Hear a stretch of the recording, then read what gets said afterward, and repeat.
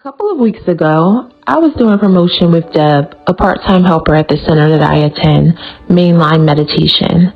Following a moment of silence from the normal chit-chat, I looked at her and shared, "I don't know where I'd be without this meditation." She replied, "I don't know where I'd be either." Afterwards, I just sat there for some time in a state of gratitude, thinking about life as it was and about life as I know it now.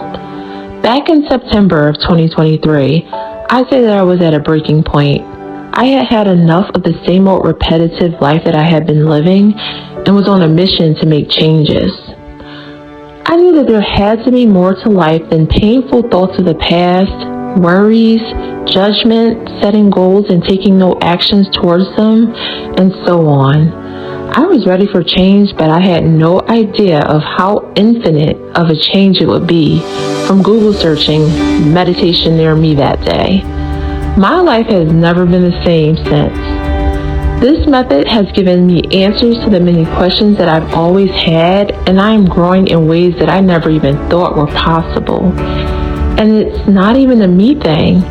As a community, we are all growing, and we're helping each other along the way. We can do everything.